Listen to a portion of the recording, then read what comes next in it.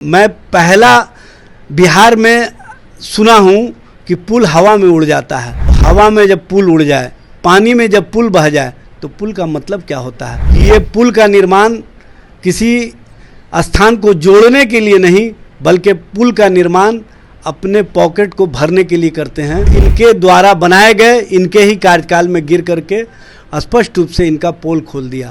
और जिन लोगों ने भ्रष्टाचार के आधार पर पुलों के निर्माण में सहायता या सहयोग किया है, उन सभी का स्थान लाल घर होना चाहिए। अब बिहार की जनता, बिहार के लोग पुलों पर जाने से पहले 100 बार सोचते हैं। बिहार की सियासत में पिछले 2 साल में सबसे ज्यादा चर्चा अगर किसी बात की है तो वो पुल गिरने की है। विपक्ष लगातार कह रहा है कि भ्रष्टाचार है। बीजेपी पहले थी तो नीतीश पर इल्जाम लगता था, अब आरजेडी है तो वो भी नीतीश कुमार पर इल्जाम लगा रही है। हमारे साथ आरजेडी प्रवक्ता एजाज अहमद साहब। एजाज साहब, मांझी ने आप लोगों पर कहा था पिछली बार कि विपक्ष की साजिश हो सकती है कि पुल गिराया जा रहा है। आज फिर एक पुल गिर गया है, वही पुल 3 बार गिरा है। देखिए, भारतीय जनता पार्टी, जनता दल यू, जीतन राम मांझी, चिराग पासवान, ये सब लोग एक ही थाली के चट्टे बट्टे हैं और कहीं ना कहीं भ्रष्टाचार और भ्रष्टाचारियों को संरक्षण देने वाले लोग हैं।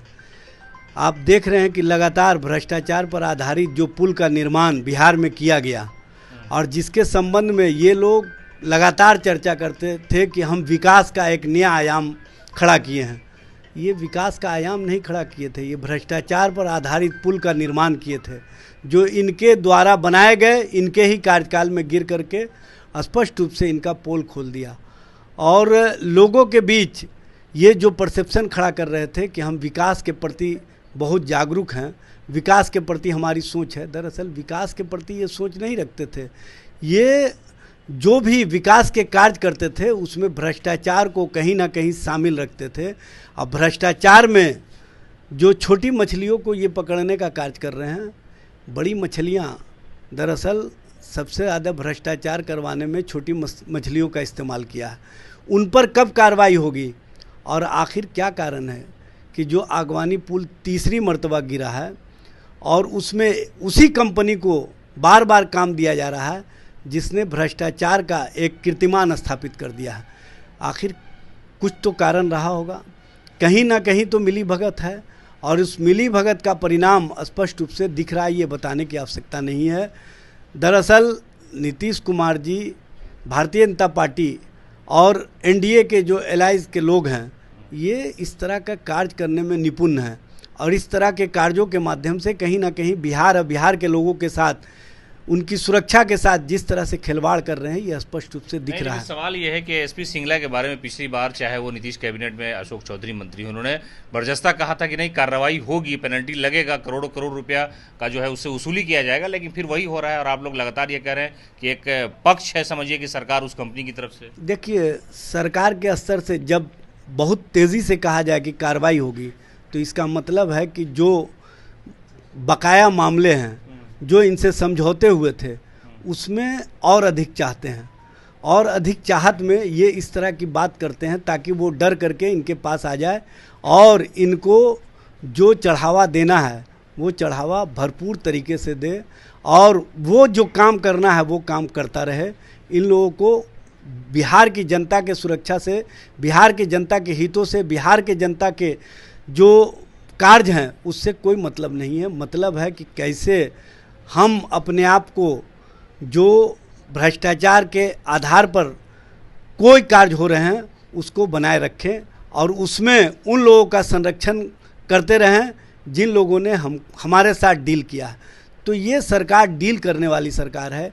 ये सरकार जिस तरह से कार्य कर रही है उस कार्य का कहीं ना कहीं परिणाम स्पष्ट रूप से दिख रहा है और आने वाले समय में अब तो बिहार की जनता किसी भी पुल पर जाने से पहले 100 बार सोचेगी।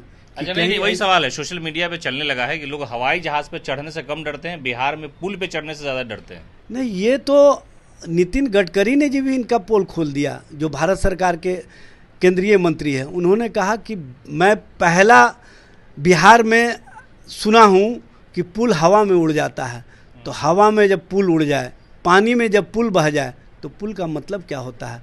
इसका मतलब है कि ये पुल का निर्माण किसी स्थान को जोड़ने के लिए नहीं, बल्कि पुल का निर्माण अपने पॉकेट को भरने के लिए करते हैं और उसमें ये लोग निपुण हैं। इस तरह का आप लोग को डर लगता है पुल पे चढ़ने पे?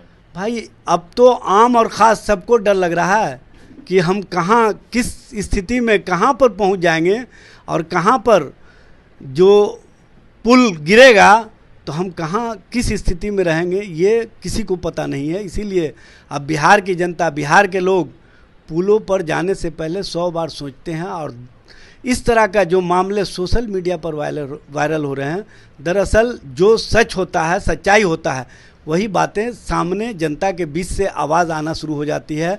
और जनता के बीच से जो आवाज़ आती है वो सच और सच्चाई पर आधारित होती है। इसलिए इसमें बिना राजनीतिक लाग लपेट के सरकार को चाहिए कि जो भी कंपनियां इसमें संलिप्त हैं और जिन लोगों ने भ्रष्टाचार के आधार पर पुलों के निर्माण में सहायता या सहयोग किया है, उन सभी का स्थान लाल घर होना चाहिए और उनको सही स्थान पर पहुंचा करके सरकार अपने इकबाल को बनाए रखने में, इकबाल को दिखाने में, अगर नीतीश जी में तनिक भी कोई कार्य के प्रति सोच है तो उस सोच को दिखाने का काम करे और बताने का काम करे कि बिहार में भ्रष्टाचार को जो सदाचार और शिष्टाचार का रूप दे दिया गया है, ये चलने वाला नहीं है।